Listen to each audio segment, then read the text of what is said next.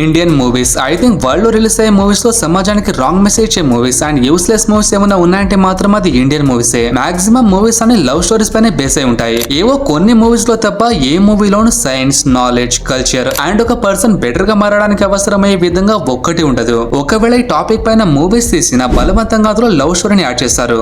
ఆఖరికి ఎమోషన్స్ లేని రోబోట్ ని కూడా వదలేదు. అమ్మాయి కోసం పిచ్చోళ్ళు అవ్వడం, చేసుకోవటం, అమ్మాయికి నచ్చేంత వరకు పిచ్చోళ్ళ తిరగటం, పని పాట లేకుండా అమ్మాయిల వెంట తిరిగే క్యారెక్టర్ ని హీరోలా చూపిస్తారు. మనం పట్టించుకోం గానీ మూవీస్ మనం చేసే పనుల పైన తీసుకున్న డెసిషన్స్ మన ఎమోషన్ పై కూడా చాలా ఇంపాక్ట్ చూపిస్తాయి. మనలో చాలా మందికి 8th, 9th క్లాస్ లోపల లవ్ స్టోరీ ఉండి ఉంటుంది. ఆ ఏజ్ లోపల అమ్మాయిని ఇష్టపడాలి, రోజు ఇచ్చి ప్రపోజ్ చేయాలి, పడేంత వరకు వెంట తిరగాలని ఎవడైనా చెప్తారా? ఎవ్వరూ లేదు. జస్ట్ మూవీలో చూస్తే మన మైండ్ అలా చేయడానికి ఇంట్రెస్ట్ చూపిస్తుంది. వేరే కంట్రీలో సైన్స్ అండ్ టెక్నాలజీకి సంబంధించిన మూవీస్ తీస్తారు కాబట్టి అక్కడ యూత్ ఇన్నోవేషన్స్ అండ్ ఎంటర్‌ప్రెన్యూర్‌షిప్ చేయడానికి ఇంట్రెస్ట్ చూపిస్తారు. బట్ ఇండియాలో అంతా సయారా.